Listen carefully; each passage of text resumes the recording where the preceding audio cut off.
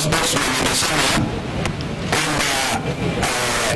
the next day to be communicated itakuwa communicated, na sisi tukasema hiyo date ni communicated leo ama kesho, isipokuwa communicated.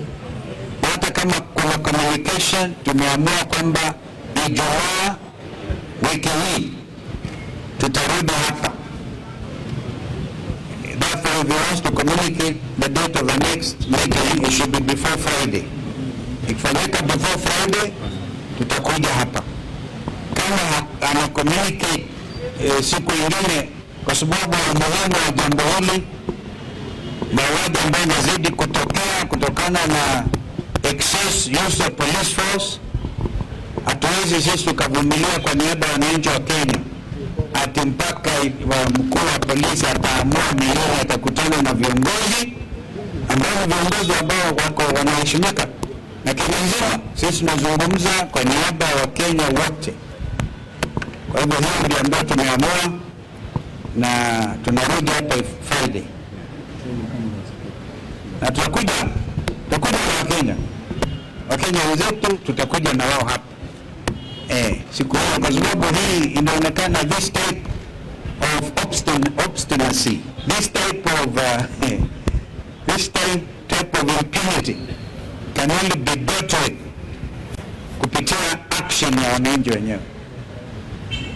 Asanteni, my friend.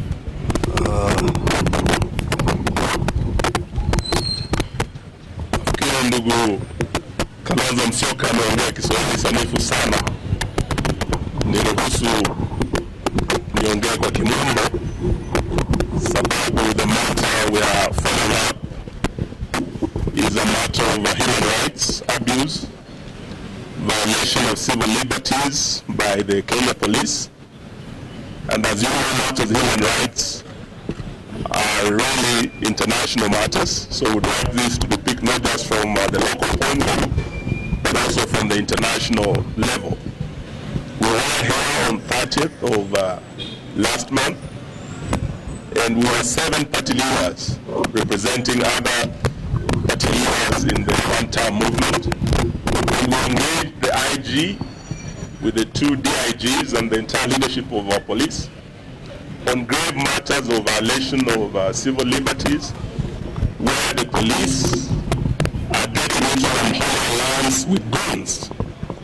And what we have in place is a new phenomenon that's threatening our democracy and our national security, that instead of having a government that is accountable to the people, that respects human rights, we have a government where goons and government officers work hand in hand. There are instances where there are clear violation of human rights, particularly targeting His Excellency Rigathi Gachagua, the second Deputy President, and we had over 22 different incidences where the police and goons had attacked him and attacked all of us who were with him in various locations across the country. And the IG undertook that by today, the 16th, when we return here, he'll have a full report on action taken and remedial measures put in place to address the serious concerns that the entire leadership of the opposition had raised. We are here today, and the IG is not here. Not even DIG Langat is here. Not even DIG Masengeli is here. They are not taken off. We believe this is because of orders from above, where they have been told not to engage us.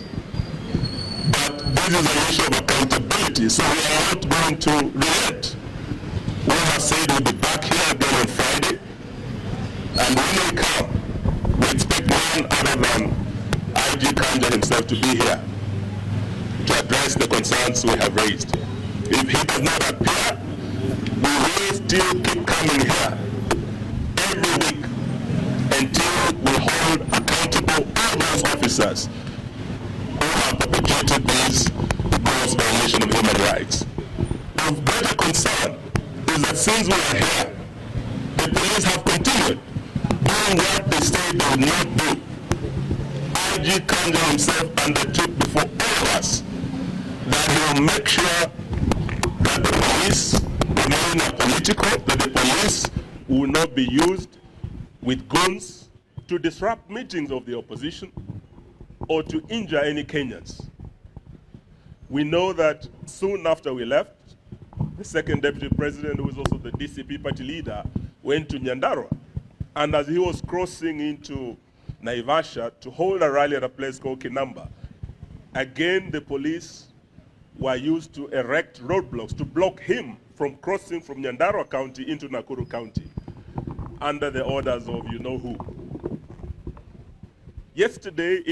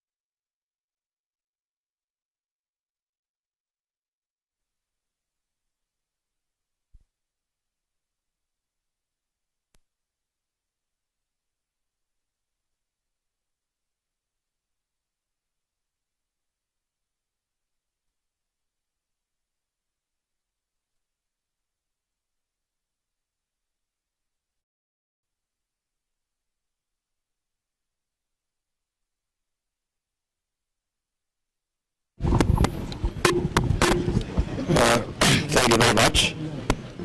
As you have been told, we are here to see the IG. He is the one who gave the appointment, and shortly before we arrived, he took off to avoid this meeting and purported to delegate the junior officer to talk to us, and we have declined. The main issue of this matter, the attack on the places of worship, is an act of terror. We cannot discuss with any other officer other than the IG himself, because he bears the greatest responsibility over security in our country. This meeting was scheduled by him. He did not even have the courtesy to tell us he will not be there, but he was instructed to take off shortly before we arrived. We have information from inside the police service that these investigations are complete. The 12 police officers who attacked us have been identified. They have been positively been located, that they are the ones who are in Witima. They have been located at the house of the local member of parliament where they took lunch after the attack. We also have information that the police actually want to prosecute these people, but William Ruto and Kipchumba Murkomen are insisting on a cover-up that these people should not face the law. This is very sad, and as my colleagues have said, we'll be back on Friday, and these people must face the law, and the Kenyans will demand that they face the law. This is just the beginning now of pressure from the Kenyan people, because if you allow this impunity ahead of the general elections next year, there could be anarchy in this country. I think we must bring order, and the IG and the people under him must be held to account by the people of Kenya. And the police themselves are complaining about harassment and being ordered to do wrong things. They are really complaining that they find it very unprofessional to be accompanying goons to attack Kenyans. They find it very unprofessional that they are being forced to attack civilians in meetings when they have not been provoked, as happened yesterday in Kengela. In Nakuru, the police are telling us they were not given instructions to put a roadblock to stop us from going to Nakuru by the IG or the two deputy IGs. There are new directives outside the police command structure. It is Murkomen who had called the Nakuru police outside the chain of command to attack, to erect a roadblock to stop us from going to Nakuru. Effectively, the National Police Service is no longer independent. The CS is supposed to interact with the police on policy matters only, not on operations. But Murkomen has taken over police operations, and he is even calling county commanders and regional commanders outside the established command structure within the National Police Service. When a roadblock was elected in Naivasha, the police headquarters here was not even aware. It has only come now to the fore that it is the CS Interior who is giving instructions directly to the police. And actually the police are asking that they be helped, they be protected from the excesses of Kipchumba Murkomen and PS Raymond Omolo, who have taken over police operations, and they are giving instructions for police to deal with the dirty political matters outside the established chain of command within the National Police Service. So IG Kaja will be back on Friday, and will come. We'll have a conversation, because you must tell the people of Kenya, if you have lost control of the National Police Service, if Kipchumba Murkomen and Raymond Omolo have taken over police operations, then you have no business being in office. Kipchumba had better come here in Jogo House and sit here, and Raymond can sit at the Vigilance House and run the police service from there. But otherwise, what is happening is unfortunate, but in the fullness of time, I think these matters will be addressed. The people of Kenya cannot be intimidated. The people of Kenya have a right, constitutional right, to assemble, to associate, to choose whatever political formation they want, and it cannot be the police who are charged with the responsibility of maintaining law and order are the ones that are breaking the law. It cannot be that police who are supposed to protect Kenyans from being injured by anybody are the ones who are injuring the people of Kenya.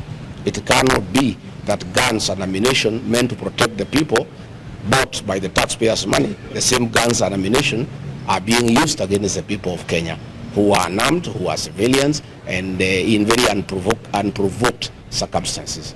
So thank you very much, Asanteni sana. Perhaps I could add, let me add one thing. You recall that a letter was issued on behalf of all of us in the United Alternative Government by our sister Mother Karua on our behalf.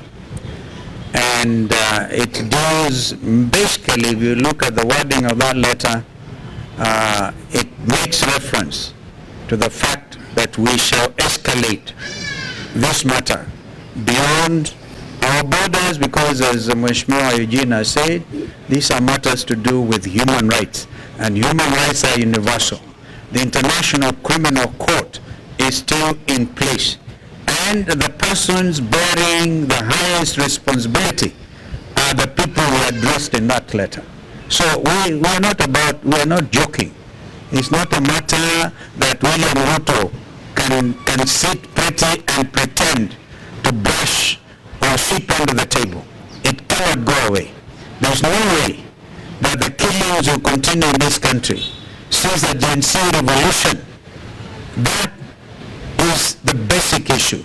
We're combining all of that from 2023, 2024, and what is happening, including what happened yesterday in Kitengela. We're escalating it. Thank you. Just one question. Yeah, what question? My name is Satonale from Student TV. This is in regards to the United Opposition agenda, in regards to United Nations for beating the flag bearer. No. That one allows not to deal with that now. Tafadhali. This is a critical matter.